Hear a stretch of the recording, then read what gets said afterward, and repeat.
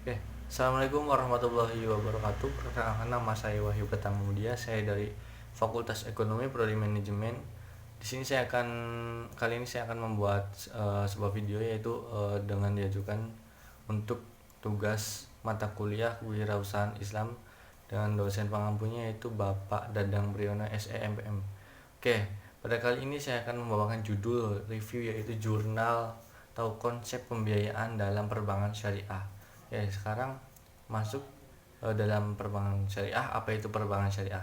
Baik, sekarang pengertian pembiayaan.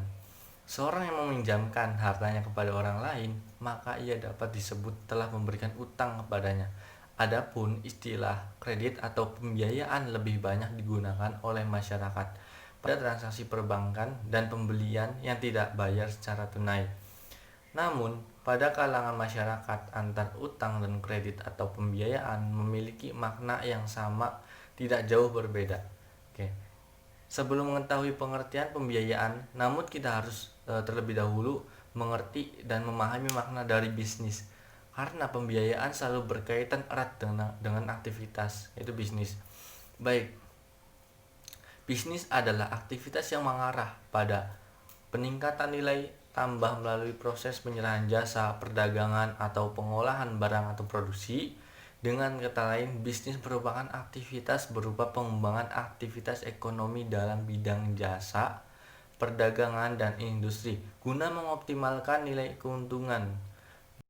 Pembiayaan atau financing ialah pendanaan yang diberikan oleh suatu pihak kepada pihak lain untuk mendukung investasi yang telah direncanakan, baik dilakukan sendiri maupun lembaga. Dengan kata lain, pembiayaan adalah pendanaan dikeluarkan untuk mendukung investasi yang telah direncanakan. Oke. Sebagaimana yang tertera dalam Undang-Undang nomor 10 tahun 1998 dijelaskan, pembiayaan berdasarkan pada prinsip syariah adalah penyediaan uang atau tagihan yang sama dengan tujuan atau kesepakatan antar bank dan pihak lain yang mewajibkan pihak yang dibiayai harus mengembalikan uang atau tagihan tersebut dengan jangka waktu tertentu dengan imbalan atau bagi hasil. Nah, di sini disebutkan dalam undang-undang, yaitu Undang-Undang RI nomor 10 tahun 1998 tentang perubahan atas UU nomor 7 tahun 1992 tentang perbankan.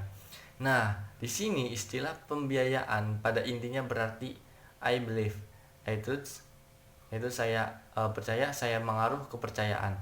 Nah, perkataan pembiayaan yang berarti truth berarti lembaga pembiayaan selaku sib al manaruf, kepercayaan kepada seorang untuk melaksanakan amanah yang diberikan.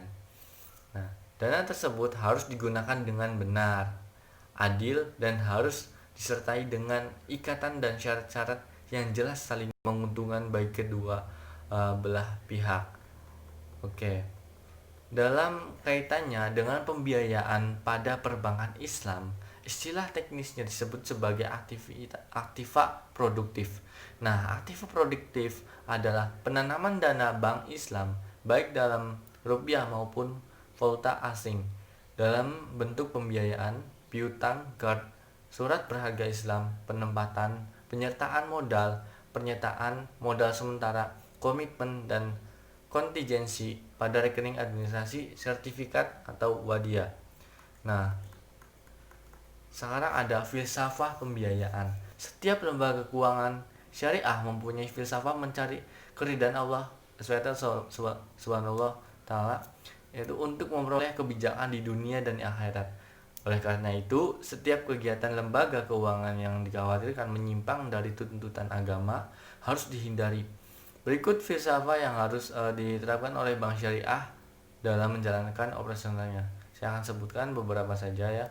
Yang pertama, menjauhkan diri dari unsur riba dengan cara, yaitu yang pertama menghindari penggunaan sistem yang menetapkan di muka secara pasti keberhasilan suatu usaha. Hal ini disesuai dengan firman Allah dalam Quran surat Luqman ayat 34 ya.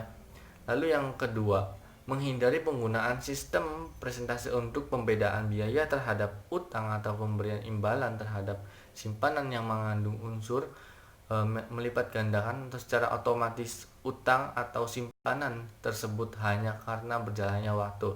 Nah, hal ini sebagai dijelaskan dalam Quran surat Al-Imran ayat 130 ya. Lalu yang ketiga, menghindari penggunaan sistem perdagangan atau penyewaan barang riba dengan imbalan barang riba lainnya dengan memperoleh kelebihan baik kuantitas maupun kualitas. Oke. Yang keempat, menghindari penggunaan sistem yang menetapkan di muka tambahan atas utang yang bukan atas berkarsa yang mempunyai utang secara sukarela. Oke. Lalu ada juga yang menerapkan sistem bagi hasil dalam perdagangannya dengan mengacu pada Quran surat Al-Baqarah ayat 275 ya. Baik, oke. Adapun prinsip-prinsip pembiayaan yaitu prinsipnya yang pertama saya akan membacakan poin-poinnya saja. Yang pertama itu ada prinsip bagi hasil. Nah, filsafat pembiayaan yang disediakan di sini berupa uang tunai atau barang yang dinilai dengan uang. Nah, jika dilihat dari sisi jumlah, dapat menyediakan sampai 100% nih dari modal yang diperlukan. Oke. Lalu prinsip bagi hasil ini terdapat dalam produk-produk ya. Yang pertama mudah haraba. Oke, mungkin itu saja yang bisa dapat saya jelaskan mengenai tentang perbankan syariah. Ya, kurang dan lebihnya mohon maaf bila itu hidayah. Wassalamualaikum warahmatullahi wabarakatuh.